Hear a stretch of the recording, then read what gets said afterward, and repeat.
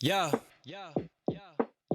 Let me drop exclusive game from my exclusive mind. You be out here chasing fame, I stay steady on my grind. Zero diamonds, zero. Thank you for tapping into the Exclusive Minds podcast. Today we're going to be having an exclusive conversation with exclusive content from Exclusive Minds. I'm your host, Rook, and Joe? let's get right into it.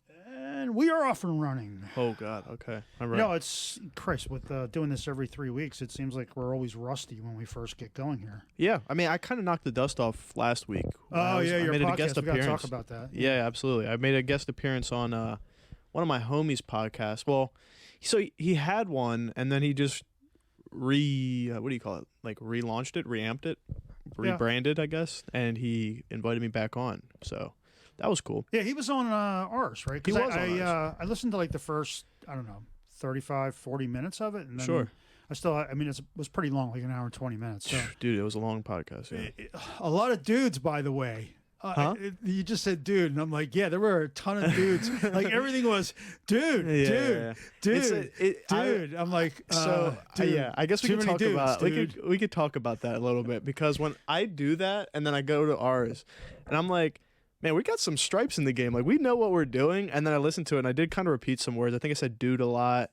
And I'm starting to curse more. I don't know, man. It's just like all messed up. But well, yeah, we talked about that from our last episode. the last time we linked up, we did curse. We let it fly. I mean, I know that we interject cursing every once in a blue moon, but I don't know, man. Just for some reason, like that last episode just seemed like we were kind of F-bombing a lot. Dude. And it's not that everybody does it, right? So I'm not Yeah. it's not like I'm oh, we can't do that. I don't know. It just seemed kind of weird. It was noticeably different, but it's funny because I actually really liked our last one. I listened to it in full, and there's like some that I'll like re-listen to if I like really enjoyed the conversation. I'll listen to it over again, and that was one of the ones where I truly enjoyed it. I think it's just because we came off of the break, we were just like having a good conversation. Maybe because we were letting the F-bombs fly, it felt like a more organic conversation. I don't know. So I listened to it over again, and then I listened to the one where I appeared on Eddie's podcast. But yeah, I don't know. I think for pound for pound or dollar for dollar, I think our podcast, like our production,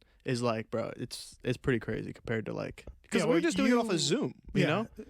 Zoom, the quality is kind of tough. Like I don't know. There's like a delay too, like a little bit. Who was the other guy that was on the? He didn't talk a lot. No, I was trying to get him in the conversation. Like I was trying to pull him in. Austin, yeah. He was kind of faded or just I don't know. I mean, it was tough to hear in some cases. So I know the Zoom thing, I kind of figured that would be kind of challenging. But sometimes that's the only way you can do it, especially if you got 3 people that are in distant locations. So I think there would be a better, like for us, whenever we do like the call-ons, it's usually through like FaceTime audio, which seems to be a little bit better. Well, because we're tying it directly, like tying it to the pod equipment, or if we maybe did like Discord audio. I'm always like a huge advocate for Discord. I feel like so. I don't know. I mean, it works for us because if we were only calling one person in, we can do it at a pretty good quality. Yeah. I mean, anything more than that, right? We'd have to buy, I guess, a much more expensive piece of equipment to do more remotes. But it's doable, but so like for example, like if I was at my house and like one day I was just like, oh, Joe, I can't make it over, and I were to call in through Discord or FaceTime, you could still make it work because we have it. Okay, all right, cool. Yeah. Well, that's good to know for future reference. We kind of played with that idea, but no, I like their podcast. It was like more so tying into like social health or like men's. What the hell do they call it? Millennial gentlemen or something like that? Because I know you guys were talking about. Like he was trying to describe their podcast, and I was like, what the? It was like. I don't know. It's like the post-millennial simple man or something. I don't know. Yeah, post-millennial gentleman. And the premise of the show is just being comfortable or being confident in like the average man's work or like life. And I agree with that, and that I think that I did stand on a pretty good stance throughout the entire thing and didn't get swayed through a lot of it.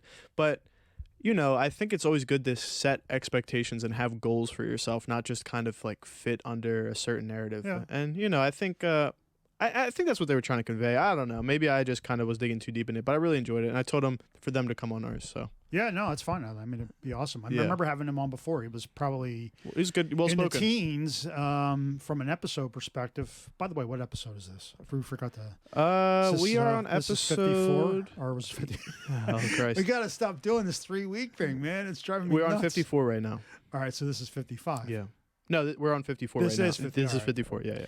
Episode 54, So, the Exclusive so Minds podcast. we did take a long break. Congratulations on one of Natalie graduated. yeah, I was gonna say Yeah. Natalie graduating. So that's happened. Yeah, it was followed very quickly by a letter in the mail from the bank saying that Yeah. in 6 months from now, the shit really hits the fan for her. Yep. 6 months comes really And quick. I'm like, oh my god, look at this. Oh, it's awful. Terrible. Yeah, it is terrible, man. We could sit there and talk about that all day. I think the 6 month to a year timeline, it flies by really fast because it's been about a year since I graduated. So Yeah, I know, and it's funny. I was listening to the podcast you did with your buddies, and I was like, man, there's a lot to talk about because I mean, it was funny. You everybody on that podcast was kind of, except for Eddie, I guess, who's kind of going to be a lawyer, right? So yeah. The other guy was having a hard time finding a job, and he wanted to get into sales. And I'm like, you know what, man? I'm listening to this, and I'm like, shit, that's like, I mean, I hate to say it, and we argue about this before, right? It's like fucking 4 years of your money just flushed down the toilet because it's like, it's not helping you, and it's not like it's not hurting you. It's not helping or hurting you. It's just like and my stance on that truly changes every single time I feel like we're on the show. And now it's like, unless you go to like an accredited school, like you go to like a Harvard or you go to a Yale, and one of these guys, that their dad has like connections and like, oh, here's a 6-figure salary for your first job, and they could fuck off for 3 years, and then can level you up through the ladder. Yeah. That's where that truly makes a difference. When you're going to school in today's day and age, I really like the fact that, well, I don't like the fact. I think that you should be going to school for like doctors, nurses, the whole like thing where you need to actually go to school versus just going to school for like business, because I went to school for business.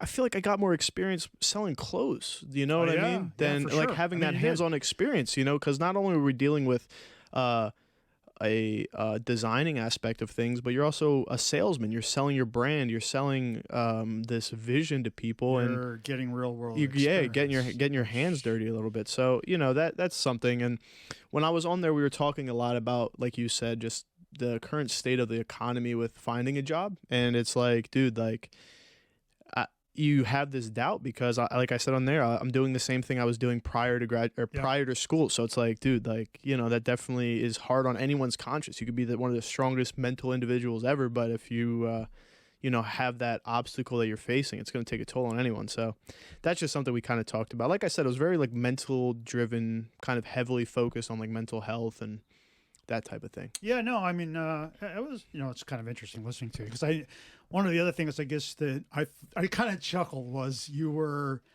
all talking about I guess dating in this world, or something about like expectations are different, and I think it was Eddie who actually said, hey, back in are all the parents of these girls from the 80s and 90s are like, it was so much easier back then. It was the premise. Yeah. And I'm like, dude, no, it wasn't. You don't think so? Well, no, I guess horseshit. you know what right? it is? It's just, it is the same challenges that you have as a teen or a 20-something, like dating.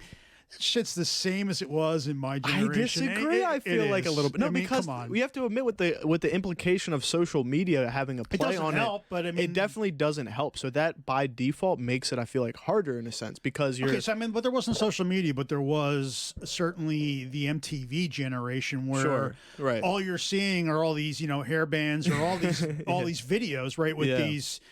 Stacked to the hilt, like girls and stuff like that. And the same thing with guys, right? It's the same exact thing, right? It was all this, the expectations might not have been as in your face, all the time with the phones and stuff like that, for sure, right? I mean, it's amplified, and I'll give you that. But I mean, the same. I think the same premise is there. Challenges were there. It's just like you said, and it's just more in your face. Like you go on Instagram now, you see. And this isn't me talking shit about it, but you see the guys that got the McLaren, you see the guys that have the, the Audis, the BMWs and everything. And it's just like, yeah, good for them. They got it. But it's definitely not helping the person who's like, like we talked about on the show, but rubbing two nickels together, right? Yeah, It's not helping that person. Yep. So by default, you're automatically in like a race in your head of like, all right, if I have a girlfriend and I'm driving around a Honda or I'm driving around a Nissan, the guy that has the BMW or the McLaren are significantly well off or whatever, but it's deeper than that, just because one of the questions that we had, and I'll ask you, was this was a good one. It was, if you could skip forward 5 years to have $10 million, would you take that $10 million? Right away, Eddie and Austin, they both said, yeah, give me $10 million. I'll skip 5 years in ahead. And I said, but then that also comes with, you know, if you have grandparents that are still living, you skip forward 5 years. Oh, so you're saying you're basically giving up five years of your life, like an Avengers skipping blip forward into time. Yeah. All right. But you lose 5 years to get $10 million. I mean, I would imagine that 99% of the universe would take the $10 million and lose the 5 years. And that's the thing. I mean, look, I'd be shocked if it was anything but, right? Yeah. Unless you were already super wealthy, right? And $5 million is nothing. $10 million, whatever it is, right? But I mean, I think it's. I gotta believe it's definitely one of those questions where it's like, you know, what's the pro or what's the con? And like the con, there is no con. But if it was like, all right, you could either skip 5 years to get 10 million, or you could skip forward 1 million, or skip forward 1 year to get 1 million. It's like, then at that point, do people pick that 1 year to play the safe route, or are they still going double or nothing, or triple or nothing, quadruple or nothing, and taking the 5? You know what I mean? Yeah. So I don't know. That was just interesting to me. So no, I mean it's definitely an interesting topic. But I suggest to go listen to that podcast in full. It was really insightful for sure. Yeah, I'll link it in the notes, the show notes. It was good. Because I did listen to the first 40 minutes, and it's, you know, it's cool. I mean, it's they're very much like us, right? They just kind of it's shooting the shit, a low key podcast that, you know, I mean, it is what it is, right? It's fun that we can all do this, right? So and he asked me that too, and the guy Austin on the show, he wanted to start his own clothing brand, and he was like, oh well, I don't have money for what I'm trying to do, or, you know, this isn't this. And I'm like thinking to myself, I'm like, if I know what I knew starting out, like, you could just do a pre-order system. You don't need to have, I guess, you have to have some sort of, I guess, initial capital, $100, $200, but to get started, that first initial step seems so much further in advance. Because I mean, the reality is, I mean, since we kind of relaunched this whole thing, right? I mean, the only capital we really have it in is a couple grand, and it's, you know, it's kind of rinse and repeat. Right? Exactly. We're not making money, but you know, it's not like it's tough to get into this. No, space. Not at all. That's the good news. The bad news is it doesn't cost a lot to get into this business, and everybody and their freaking mother does, right? So I mean, that's the challenge that we bang our head against the wall, is that there's no real barrier to entry for anybody else in the neighborhood to just decide, hey, I want to manufacture my own clothes, right? So it's an incredibly challenging industry to set yourself apart. Absolutely. And Joe said it absolutely perfectly. The only thing that I would add to that, and I guess it's just from our personal experience, I always hear that our clothes and our designs are really fucking good. Like, no matter like who they're stacked up against, like, obviously you're going to have exceptions to like Louis Vuitton, who's making leather goods and stuff like that. But for per capita, like sweatpants, hoodies, and stuff like that, we're stacked up very good against it. So I think it's just like, do your research and development, just put something out there, and then you'll eventually learn over time if you really want to make it as maybe it's just it's the average Joe in me.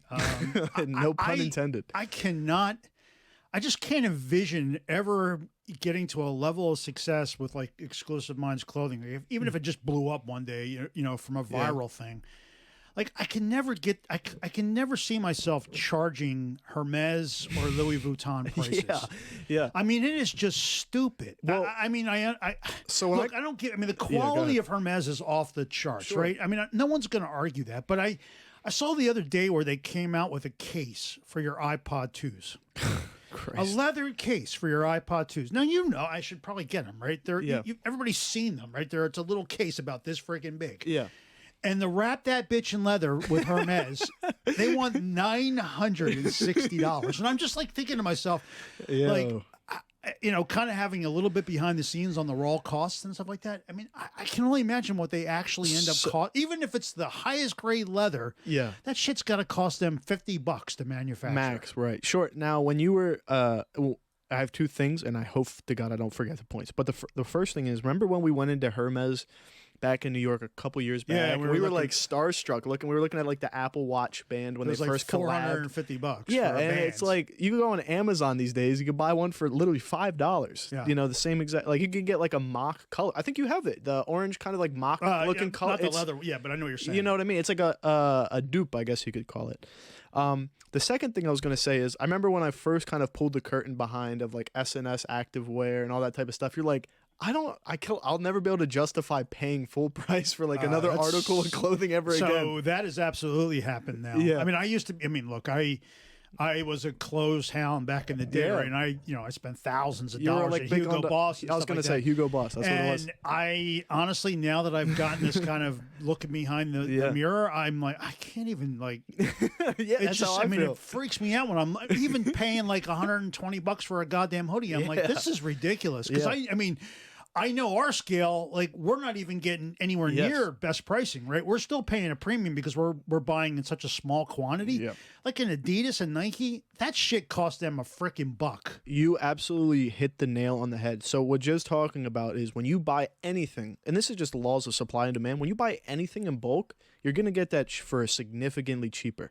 When you look at these small businesses and they're charging, upwards of like $60 for a hoodie, $70, $80, the margins are very, very small. Now, if you, take that same logic, and we used the example of Fear of God on the last podcast, which was $120, like you said, for a hoodie, they're ordering hundreds of thousands of hoodies that are probably costing what, $5 to produce, $6 to produce. So that shit is insane to me. But, like I said, per capita to what we're producing, it's on par. We're just not making as much per item because of that. I mean, look, and I'm not delusional to think that it's just that simple of an equation, right? Because obviously, as you scale bigger, right, you have workers, more people, there's distribution. I get all that, right? So look, I'm not naive to it, but I'm like, still, you're probably all said and done. They're sub $20. I wouldn't put it past. I mean, that's the reason why when you walk into an outlet store, right? Oh my God! That 120 thing is now $30, or it's marked down to $30. And they're still making profit. They're still making money on that. Absolutely, yeah, bro. Right. So it's.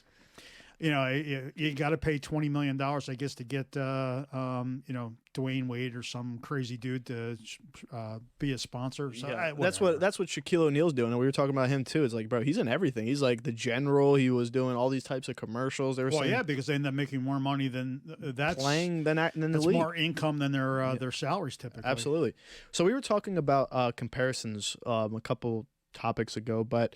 One of the streamers, and I want to get your opinion on this, he made a bold claim that's not really bold that I agree with, but I want to hear your take, saying that fat or ugly small streamers will get less viewers than many viewers. So if you're trying to be a content creator and you happen to be either fat or ugly, you're going to not be as successful as someone who's has the same skill set in the game because of your appearance. Oh, that explains why this podcast doesn't get any viewers. Bastards. Yeah, man, you come in here to fucking rate us and shit, man. Holy mackerel. So just because I'm a short, bald, fat guy? Come on, man, that sucks. Is that the reason why no one's watching this damn thing? I think that's such holy shit. I think there's two sides to that. Like, well, so I mean, look, girls do have it easier. I would say that. If they're a smoke show, core. I mean, absolutely. But then again, you have guys like Tim the Tap Man who are exactly what you said, short, fat, bald man. Tim the Tap Man to a T. On the guy's side, and he's hilarious. I mean, on the guy's side, look. I mean, it's hard for me to judge a guy, right? But I mean, I'm just thinking of the podcasters. I mean, none of them are freaking Brad Pitt, right? Right, I mean, exactly. Rogan's not a great looking guy, right? I mean, seriously, right? Yeah, I mean, you're not wrong. I don't know who else is all the Pauls. The Pauls aren't all that like. Hey man, I'm not going to sit here. Like you said, I'm not going to judge a guy, but like you said, the dudes I feel on that Nelk show. What the hell's the Full Send. Full Send, right? Yeah. They're not they're not all that great looking. Sure, yeah. I mean, it just comes down to personality. And it's. I mean, look, I think that the success of a lot of those shows is driven on self-replicating perception that they are the show to be on, right? I mean, it's you get one big guest and then it just sort of a ripple effect where you all these guests just keep coming, right? It's Well, so easy when you can get, if you can interview Elon Musk and then yeah, it's just easy for it's easy. kind of rinse and repeat. That's the whole thing with James Corden on, I think that's his name. He just retired recently, but he kind of explained his show, the Carpool. Did he retire or did he get fired because his ratings sucked? Okay, well, probably the second one. I don't know, but he was on television, and he's not on it. But he was talking about his carpool karaoke show, and he was saying that no one used to want to do the carpool karaoke until I think it was like Mariah Carey got on it, and then ever since Mariah Carey got on the show, everyone wanted to hop on the wagon. But her whole thing was, I'm gonna come on, but I'm not gonna sing. And then he like somehow got her to sing, and then now it's like it spiraled into like the big show that it was on YouTube and millions of views and all that stuff. The last, I think it was just the most recent Full Send podcast one, they were doing Ice Cube. Mm-hmm. And they asked him, like, why are you on here? And he's like, oh, you guys, I think are hot right now. And, I just want to get on and, they don't know what the put hell, my message in front of your audience. And I'm just thinking to myself, okay, it's kind of this self-replicating thing, even if they, their interviews aren't always fabulous, right? I mean, I'm like, but they have the audience. They have the audience, and it's just like this thing that like it self-replicates. Yeah, man. And it's just crazy that he said that right in front of their face. Like, he has some balls for saying that, but I guess they have to have some self-awareness. Sure, I mean, that's what they are. They didn't take it personally. I mean, it is what it is, right? I mean, yeah, who knows, man. I also wanted to make I wrote a note here with an asterisk next to it when we were talking a couple weeks ago at this point, about the recession thing. I forgot I had an unfinished point, and I'm curious to say because you being an Apple person, they launched a high-interest savings account despite being in a recession or a shaky market. And they have like significantly higher interest rates, or what's it called? Yeah, it's like savings account rates. It's like a 4%. Yeah, so savings I'm curious about this because Wells Fargo. Well, I can explain it to you. I mean, go ahead. I'm curious.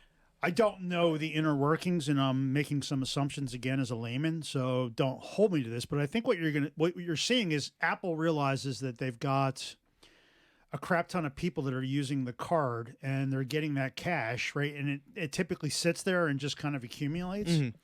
And the way it's structured right now, they really can't do anything with that money. They can't do anything with that money. It's kind of there, and they get the transaction fees if someone does something with it. But now what they do is they say, okay, we'll give you a 4% rate to bring it into a savings account with Goldman Sachs as sort of the back end from a banking perspective. But what I'm guessing happens is, so I take my, whatever it is, $500, I put it in the savings account. It's now in Goldman Sachs as part of their portfolio. Sure. They immediately can take that money, and Apple can use it. They can basically take a loan against it. So instead of Apple having to go to a bank and pay whatever it might be, 7% interest or whatever it is, they now can basically use that money, and they're paying a 4% rate. Because they're, follow what I'm saying. Yes, so they can pay higher because it's still cheaper for them to pay 4% than it would be for them to just go out into the market at large and tap a loan or get a credit line somewhere. A bond thing for, and we're talking millions of dollars for these guys, right? Or if not more, right? But I mean, that's kind of the premise behind it. I mean, I'm assuming, and it's also a loss leader, right? They want to get people that they lock them in, and then over time, I'm sure that rate goes down or something like that. But so it's like a win-win for both as of right now. It's like for the consumer, if they have an Apple account, they're getting that 4%, and then for them, win for Goldman Sachs for them because it's still cheaper than what they would typically pay to capitalize that. And it's instant, right? There's no cost, or there's really not a lot of cost other than that 4% to acquire that customer. Yeah, which typically has a much higher cost rate. I mean, how much does it cost us, for instance, to get a new customer, right? You have to advertise and all that other stuff, and this is just kind of built in. They just flick a switch. It's the Apple audience, so everybody, immediately gravitates to it, and there's really no significant cost to do it other than the 4% rate, which is not a lot. So you have the Apple card. Is it like it acts just like any other card? It's just, staying run of the mill, like, this is what it is. Like, how would you say that it stacks up compared to like an American Express, which, or any other card for that matter? So the Apple card doesn't really have a lot of the. So American Express is kind of, I shouldn't say it's unique because it isn't really anymore, but I mean unique in that it has a lot of additional benefits for your annual membership fee. Okay. You know, like travel related stuff. That's kind of fading over time. Mm-hmm. The Apple one's kind of just a straight card, right? You get 1%, 2%, or 3% back depending on what you're buying, right? 3% from the Apple Store. 2% if you actually just use the app instead of the card. Yeah. And then it's like 1% for everything else. And then it just immediately dumps into that Apple Cash thing, which for me now goes right to the savings account. Okay. So And you have the same. So, I mean, it's my preference only because, I mean, the best thing about the Apple Card is you use your phone to buy shit, right? If I have to whip out an actual card these days, I get pissed about it. Right? I want to just tap my freaking phone and I'm off and running. So I'm almost exclusively, whenever I have the opportunity, I'm using the Apple Card, and I will only use the Apple Card if I can use my phone. Now, do you have the Apple now, savings my wife account? has a card. She has the actual hard, tangible titanium card thing. Sure. I don't carry that around. If I can't use my phone, it's almost like F you vendor. And I don't leave, but You're just very I get unhappy pissed about it. Right? I want to use my phone to tap and So, run. do you have the savings account? Did you think about opening it? No, I have it. You have it? Yeah, okay. All right. I mean, it's literally just going into the wallet app and opening turning it on, right? And all it does is just, instead of having that Apple Card, which is kind of like a Venmo or a Cash App where you sort of have a balance, it just says, okay, you don't really have immediate access to it, just dumps it into a savings account. You can always transfer it out, right? I mean, but I was sitting on a couple $100 and I'm like, well, what the hell? I might as well just throw it into this. So now every time I get that 1%, 2%, or 3%, it immediately drops it into the savings account. Okay, cool. Yeah, sure. I mean, because I was thinking about getting a credit card a while back, and I really don't need one at this point, just because like I accumulate credit in other ways. Wait, but you don't have a credit card? Don't have a credit card. Never have. I only have a debit card. Oh, okay. Well, it's a credit card for all intents. It acts and functions. Yeah, well, I have. I get what you're saying. I don't want to pull it out, but yeah, it's just a debit card, like a whatever. But well, that's a smart way to do it because you never spend need to more pay. than you're beyond your means. Exactly. Right? That's the huge issue that people run into is everyone's like, oh, well, okay, if you ever get hacked, it's going to be bigger of a to do because it's like if the credit card gets hacked, it's the bank's money, which makes them want to recover the money versus like a debit card, they can't recover it, and it's like a whole thing. Well, I mean, if anybody ever hacks your card, you're pretty much covered. You are covered, right? Yeah. So I don't know. That was just something that I was curious about because I saw that, and I remember we were talking about like the recession thing last week, and then that came out during this time. So it's just so enticing for people to go get that right now versus anything else. So yeah, I mean, obviously there's a lot more to it, but I mean that's kind of the premise. Yeah, for sure. I mean, it's definitely a high rate. I mean, I think if you went to just a normal bank, you'd probably be like maybe a 1% savings rate. So it's like 4x what you would normally get. I had the screenshot and I just got rid of it, to be honest, about it. So I wanted to ask you this because I hardly watch the news, and I was over my girlfriend's house and they always watch the news over there. And there was a questions. It was, what news, out of curiosity? I'm not going to tell you what news it was, but they were, because, news is not necessarily news in my opinion. So what were they watching? No, it's a question. It's a question. Did it begin with a C or an M? I'm not going to say. I if plead it the did, fifth. that's not news. That's horseshit. I plead the fifth. And one of the questions that they said was GenZ work-life balance either being genius or bonkers. What do you think about our work-life balance? Yeah. So like the youth having like we were talking about like remote jobs or like having like a 4-day work week instead of the 5-day work week. Well, I mean, like in today's economy, what do you think about that? I mean, it's not. So I mean, it's not a universal. There's no way to just answer that in broad strokes because I mean, there are millions and millions of people who are working, 5 days a week, 40 hours a week, right? Mm-hmm. And then there's California and San Francisco's, right, where you have to have the smoothie bar and the yoga break and the meditation room, right? And that's, I mean, look, that's insanity. And I guess in that market, you have to offer all those services in order to attract people. But that's not really, that's not the broader world we live in. So I don't know. I mean, I would imagine that this work from home model, even if it's a hybrid where even if it's 4 days in the office and 1 day remote, I mean, I would imagine the work balance has got to be getting better across the board for everybody. Yeah. We had this conversation before, and I think it's like if you can get the work done and you know yourself better than anyone, then you should be able to get the work done in your best means of doing so, you know? Then the second thing was about, like, it was kind of a weirder question, but they're now saying that homework for school students, if it's done, it should be completed versus having like an actual grade. And I think that that's kind of like a load of horseshit because wait, so it's either so all like, or nothing? Yeah, it's like, all right, you at least attempted to get it done versus like, all right, you haven't made any progress, like chalk it. Oh God. Yeah, and that's like, all right, well, that's kind of, you know, it's just like a participation trophy kind of thing. Exactly what it is. Exactly. That's just crazy. Yeah, and I couldn't imagine that because then it kind of devalues, like we were talking about, like the Yales, the Harvards, the Stanfords and everything, because now you're going to have, all right, well, this person passed because they just at least attempted to write horse scratch on like a piece of paper, right? Well, I mean, obviously, I have very strong and deep opinions about our education system. I mean, I think it's already kind of lost and gone, but... What do you mean by that? I mean, just the quality and just what you described, right? You know, everybody's kind of getting pushed through. I mean, I see it with I see it with Noah all the time, right? I mean, it's just, it isn't the same. It isn't the same? No. Back when you were grinding, right? No, I mean, the reality is, I mean, like if I just look at Noah's case, I mean, he wouldn't be going into 12th grade. He just would not be. He would have been held back at some point. I mean, it's not how it works. I got held back in 2nd grade because I was transferring from a Catholic school into a public school, and I don't know if it was because of my age. Or even to this day I still don't even know why. You went to Padua? Or not Padua? ABVM. You went there? Yeah, till 2nd grade, and then as I switched over, I had to repeat 2nd grade again. I didn't know that. I forgot. Yeah, dude, imagine the horse shit, bro. I felt so bad, but then I think it was because my age. That's the only explanation. Because I don't really remember like doing too bad in school. Anyhow, that's besides the point.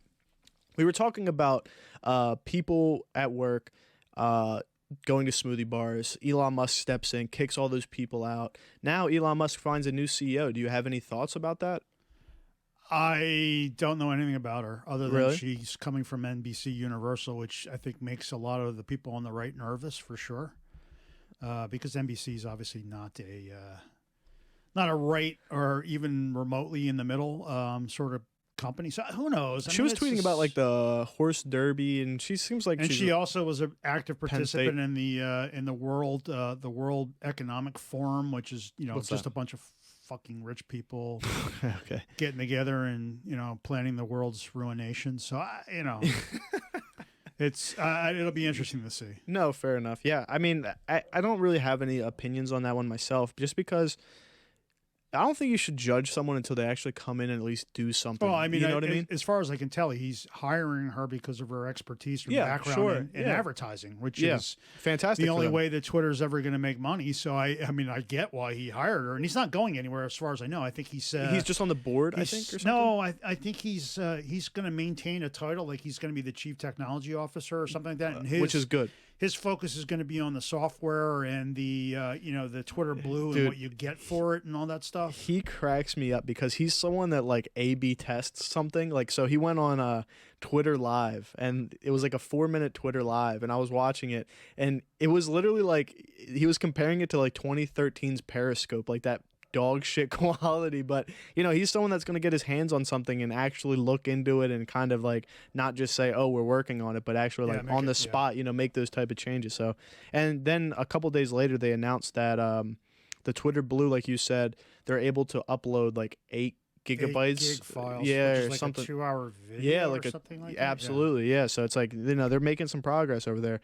But I don't know how the investments. I mean, it just the whole premise of Twitter has always been like short and to the point, right? Yeah, and now you're going to let people do 2-hour videos. It's like, what's going to happen? So I think, from my understanding, he's trying to turn it into this platform X, which is the everything platform. Yeah. So I guess I don't know if Twitter's necessarily going to be converting into that, or if that's going to be converting into that. I don't necessarily know, but I know that he wanted to do something where when he bought Twitter, it was kind of under the premise that X's employees or X's whatever is going to be kind of going into that, and it's going to be the everything platform. So who knows? And then Instagram was talking about releasing like a competitor to Twitter over the summer of this year. So yeah, I mean, there's a lot of ups and airs. Very little innovation in that entire space anymore. Yeah, right? Everybody just copies everybody. Everyone copies TikTok everything. Figures out that 15-second videos is the way to go, right? Which really isn't anything new, but it's like, oh shit, why don't we all do that? Let's all do snapshots and whatever the hell Facebook calls it. And it's like, come on. You know, when they come out with that, it's just like jumping ship from everything. So an example, when YouTube Shorts first came out, YouTube was spending tons of money towards the advertising for YouTube Shorts. Yeah. Making it so if you were to post like a video on there that was even recycled or repurposed, it was going to do numbers. And well, I mean, even we saw that. Yeah, and we saw did a that, couple of those like little 30-second videos, and I think the exclusive they were minds, like 10 times our podcast viewer. Yeah, and it's just like, well, based off of you know, what is the current company's pushed forward new innovation. So TikTok just had that with like a picture scrolling thing. So all of the pictures on TikTok now are being pushed to the top of the algorithm. So it's just like, all right, when are we going to see something new? And I wanted to touch on something too, because last week we were talking, or 2 weeks or 3 weeks ago, we were talking about ChatGPT. Had me not went on ChatGPT at all. I went on it. Oh my God, is it life-changing. I went on there and I was typing up like a bunch of things, just like, hey, can you write us a mission statement for Exclusive Minds, this brand about, you know, it's a startup company, whatever, just kind of it. I haven't even Dude, wait, after this, I'm going to put you onto it. It's absolutely insane. And these guys, I had an idea too, but they actually came out with it. It's in glasses now. So like if you're having a conversation, it'll like, you know, translate or give you a prompt to do something of like, dude, I wonder what the temperature in San Francisco is, and we're across the state line. It'll literally just pop up instantaneously, dude. It's crazy. I'm very excited to see where that stuff goes. It completely changed my perspective all around. Well, I mean, look, we could probably spend multiple podcasts talking about ChatGPT in the future, which is funny because that was in my notes because I know in the last episode we talked. It was funny. We talked about how I know I said it that, you know, there's a possibility that ChatGPT or AI will become a better doctor or nurse, right? And that was before.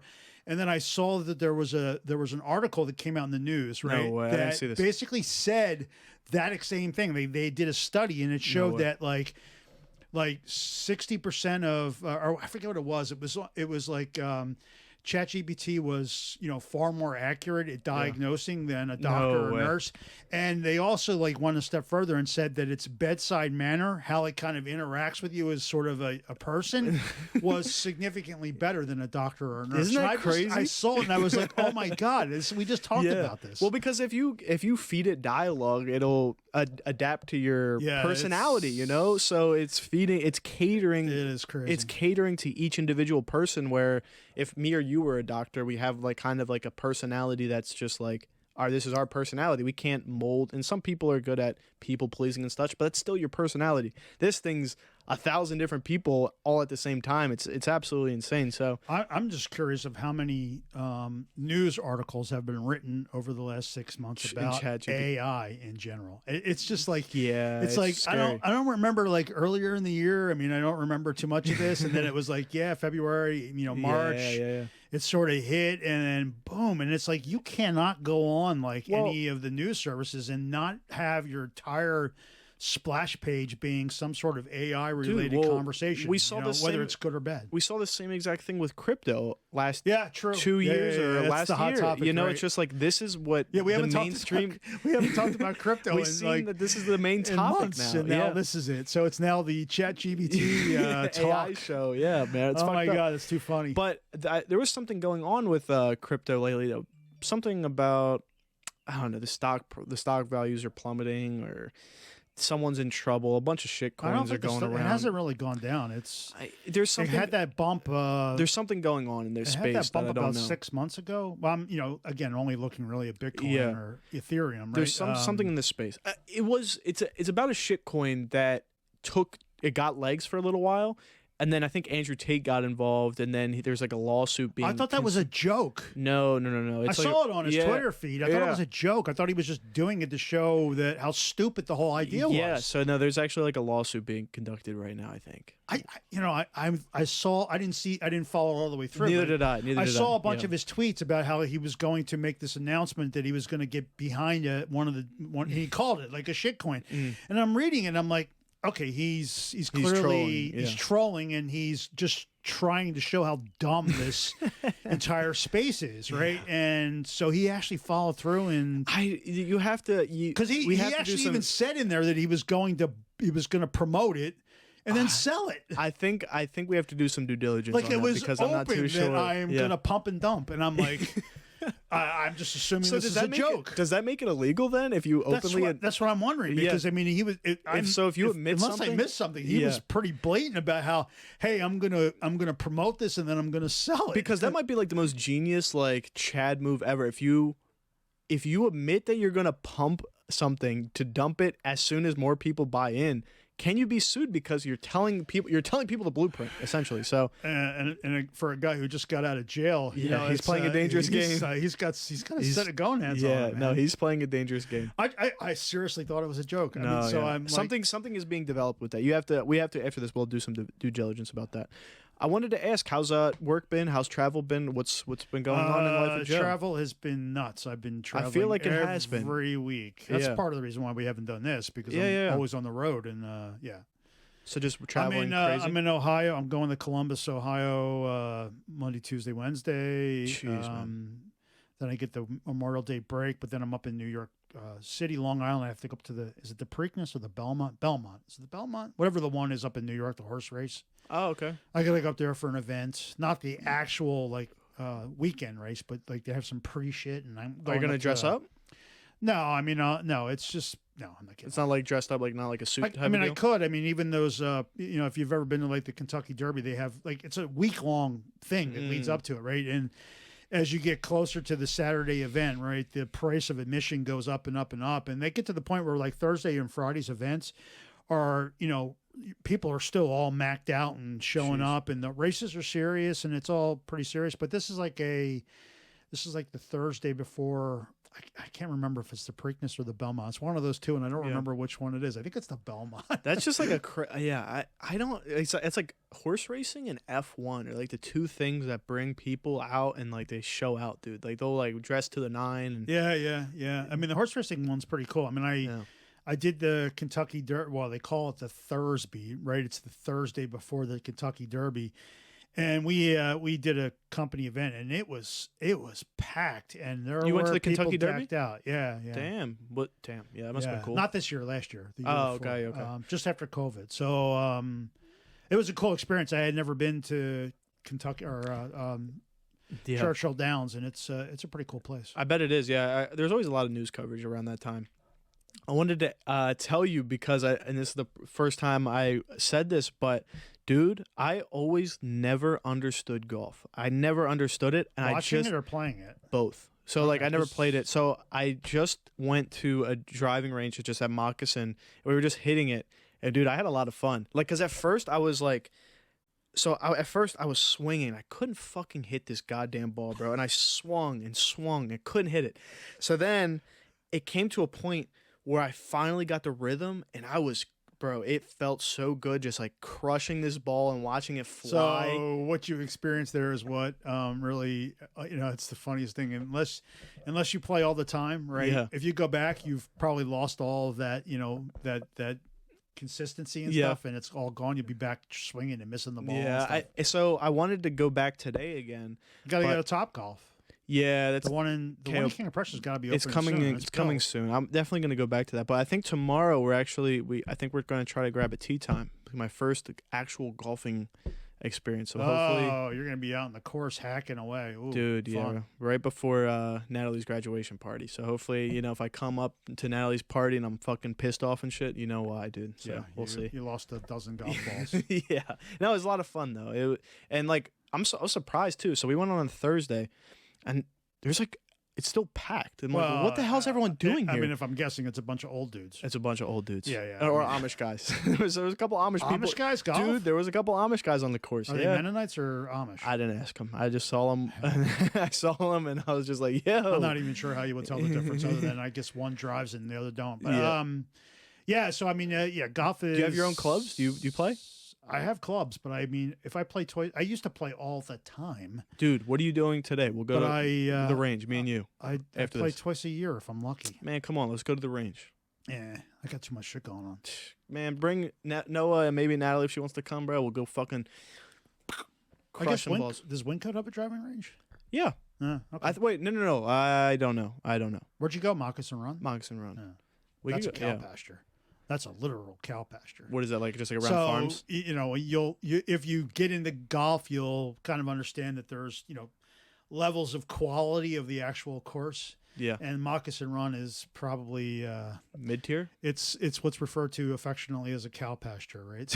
That's not that good. That's not that good. Oh, right? damn. Okay, I Like heard Wingcote, go to Wingcote. Wingcote's, you know, much more upscale, but you're going to pay money, right? I don't even know what the hell Wingcote costs anymore. It's probably probably $70 to do a round of golf. I wouldn't want to do. I like the driving range. The driving range is a lot of fun.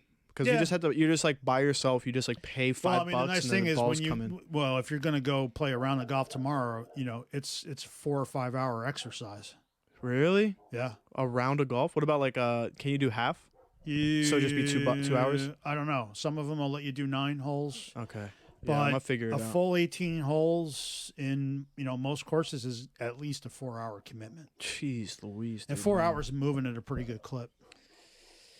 All right, well, maybe I have to reconsider tomorrow. It's my damn dog barking in the background. That's all good. It's probably going to get picked up. Yeah, but that was, as far as topics go, that's, I mean, really, you know, past 3 weeks for me. Is Mikey all jazzed up for the Devin Haney fight tonight? I don't know. I haven't talked to him about it. Isn't Devin Haney his guy? Like, that's his main guy. That's his main guy. He's got to be watching it. He's going to be watching it. I mean, I could care less. I mean, what interests me in boxing the past couple of days, truth be told, was John Jones and Tyson Fury going back and forth, and Tyson Fury's on Instagram or Twitter, and he's like, Joe Rogan, you said that if I went into a room with John Jones, I would get, you know, he would be the one coming out. He's like, I would fucking do all this shit.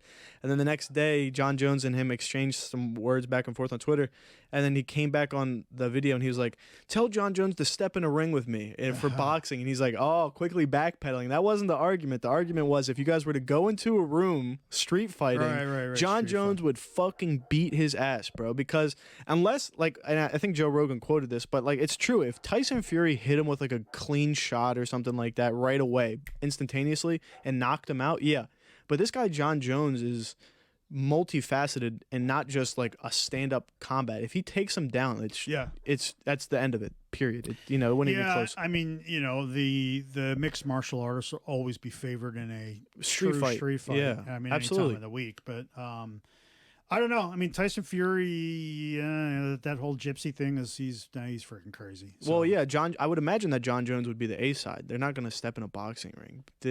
I think, right? Because John Jones has. Boxing's just so freaking screwed up. I mean, the whole heavyweight thing is such a joke. It's like, I mean, they couldn't get the fight. I mean, there's no unification. It's just dumb. Me and Mikey go back and forth about this all the time, and he's like, "Dude, boxing isn't dead." He's like, "That's like the favorite sport and all that."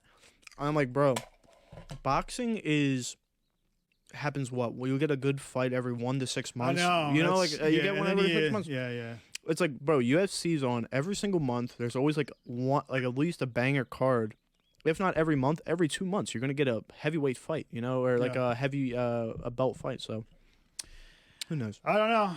I mean, honestly, the best fight I've seen in a while was the Fury Logan or no Tommy or whatever. That fight was actually. Oh, pretty you're good. talking about boxing? I was talking about the Ryan Garcia and Tank Davis fight. Yeah, I mean that was good too. I mean, it didn't turn out the way I thought it would, but I mean, it was a good fight. So I thought it was like really good. I mean, you said when we were listening to that clip, you were like, "This is the most undercovered fight in fucking hit." Or you said something like crazy funny like that. You're like, "This coverage on this thing fucking sucked." Oh, yeah. The Showtime, the actual broadcast was awful. Yeah. No, it was terrible. Yeah, I mean, it was just completely terrible. But, yeah, I do remember that. It was on the last podcast. But I mean, yeah, I mean that was a good fight. But I mean, it was good. Just boxing is just. I don't know. I feel like it needs to happen more consistency. There has to be like a league for it. Speaking of league, yeah, which really doesn't make any sense. How is it that there's like 16 freaking belts? Like, where is this? Right? I mean, it's. Did you see that? It's a global sport. Let's just have one freaking belt, and you either are the king of the hill or you are not. And there's no, hey, I'm the king of the hill with this belt, and hey, I'm the king of the hill with this belt. There's so many different weight classes. Hey, no, you're not. I'm the king of the belt because I have the WDD, whatever. I mean, come on. Yeah, the pound for pound just type dumb. shit. Dumb. Not John. Francis Ngannou signed to the UFC competitor. He's no longer with the UFC. He's with Jake Paul's. All right, here we go. Forget, Yawn Fest. PFC or Professional Fighters champ league or PFL. That's exactly what it is. Professional Fighters League. Yeah. And that's professional will be bankrupt before you know it. League. Yeah. It's who knows, man. The other thing is you're getting this saturation or delusion. It's just trickled down now, and it's like okay. You got the UFC, you got this PFL, and then you got the ONE FC, which is a competitor of both. There's a lot of leagues. So is this PFL really a Paul league? He's the ambassador, or like the talent guy that marketing. He's not it's not his league, I don't imagine, but I think he's like the guy. He's the entertainer, the guy that brings all the views in or gets the talent. So who else is in it now? Besides, who's he going to fight? I don't know. Is he going to fight himself? I have no clue, dude. I have no idea. That's what I'm talking about, man. Boxing is just it's all. Well, that's UFC, Francis Ngannou. But yeah, I know what you mean. It is going down the shitter, dude. It's just, even the UFC has become really a stand-up league. If you think about it, none of those fights. Very rarely do they end in submissions anymore. Yeah, ever since that kind of like that Khabib era kind of what faded away. Yeah, you really don't see. You see was like a good submissionist. Charles Oliveira. I guess a couple of guys have been tapped out on chokes, but it's. I don't know. It's like sort if you got like a leaning more towards just it's a punch. Yeah, fest if you have like a guy like Sugar Sean O'Malley who's like a stand-up guy, or you have even Israel, who just won recently in that kind of stand-up type of content. Stand-up, right? McGregor, and he was really. I think he stood a really good fight against, like, even looking back against the Mayweather. That was a great fight. Like, he landed more punches than I feel like some of the boxers did against Mayweather, if you're looking back on it. So I get what you mean, but there is a couple of those submission guys that are really good. Like, okay, we just talked about John Jones. He could kind of do both of those. So yeah, for sure. You never know. But yeah, as far as that goes, like I said, the past 3 weeks, it went quick, but then there was like, I don't know. When it goes by quick, there's not really like a whole lot to talk about, I feel like, because I'm trying to think. Did you have any like major topics that like happened? I don't. Yeah. So obviously, I still don't take notes. I F up on this whole thing. I just show up and hey. Yeah, we're here. So yeah, no, that's about it, I think. Dude. What? Dude. What? Dude. Oh, yeah. Get the hell out of here, man. Come on, dude. You have to listen to it. So you've listened to it. I did listen to it. Yeah, I know. Dude, it was so dude. It was dude. It was just like, I was like, oh my God. Man, I can't help it. I just sometimes it slips out. It is kind of an interesting conversation because it's like, if you do that, does it like devalue your sentiment? No, and I think not. Same thing with like the cursing, right? Obviously this has been kind of intermixed with cursing, but it didn't strike me as being as bad as the last episode. I'm like, no, I don't think so. Does it like devalue or derate sort of the content if you're just F-bombing it every 30 seconds? I don't know. There's part of it that is that like that, and I tried something new on this one. So if this podcast and the last podcast, the last podcast, I listened to it, and like I said, I was kind of taking notes. Bro, I talk just so incredibly fast sometimes. That's the other thing you bombed a lot. I talk so incredibly fast that I'm like, if I just slowed this down, in half of those conversations, that could have drug us out to the hour. Whereas, like, I'm doing like 2 podcasts in one, I feel like, just by the speed of how the fuck I talk. It's just like, da-da-da-da-da-da-da, da-da-da. It's like a burst submachine gun. Like, I'm like, all right, I just need to slow down. So like this time around today, just try to slow it down a little bit, articulate, and then that's why I probably felt like a little bit of a slower kind of based conversation than like the before ones. But who knows? Yeah, we clearly still have the whole thing going where we just we talk, right? We haven't paused at all for 52 minutes. Like the podcast you were doing, there becomes some like kind of awkward like. I don't know if they were doing it intentionally to sort of transition between questions. Topics, but sure. I was like, ooh, there's a little bit of a dead air there. Like a 12-second pause. Like, what? It's like he's waiting for somebody to say something and no one says anything. And it's like, oh, you just gotta rap, man. And if you notice, if you listen to the whole thing, like, I am busting on these guys, and it's not fair. But No, they did a good job. I just felt like I take the steering wheel sometimes when I'm in those conversations, because I'm like, I can't be there and just. I hate dead air. It's the worst thing. Yeah, maybe it's because it's like such a it's accepted because it's like over Zoom. It's just like a delay or something like that. Or like when the news reporters are like, all right, now back to you, Jim, with the news, and it's just like 1, 2, 3, Yeah. 4. And I'm like, okay, like this is so like for me, I just have to fill those gaps. And maybe it's a weakness, maybe it's a strength. Who the fuck knows? But Yeah, no, I'll be quiet and give you. I'm gonna put you on edge here. Put me on the edge, dude. Yeah, make me go fucking insane. All right, guys, that's it for today's show. But yeah, so I guess I guess we should just start developing. I guess the summer collections. Could be on the lookout for that, or summer T-shirts or something. Yeah, I mean, I know you've been sending me some stuff on materials Text message and stuff. Yeah. Some T-shirts. So we'll see. Coming up soon. Hopefully. Yeah, and we still have some stuff left, right? I mean, I know we got some of those color change, which are really going to be kind of nice right about now. I think the blacks might be kind of short, but the white color changes, I think we got a few of those. So hit the website. Make sure to get those and Exclusive Minds. What the hell do we have? I don't even remember all the websites. You have now. a lot. Everything so I went on the but- website. I went on the website like on the back end to just to look around, and I was gonna edit a banner or something for us, and we had it was Exclusive Minds Outdoor, Exclusive Minds podcast. We do own a lot of those. And they all funnel back to the main one, but the main is just EXMNDS.com. Right. But yeah, I saw Joe. He has a bunch of the URLs. Yeah, I mean, we have exclusiveminds.store and exclusiveminds.shop. Exclusive Minds podcast, Which are Exclusive Minds podcast. Exclusiveminds.net. Oh jeez.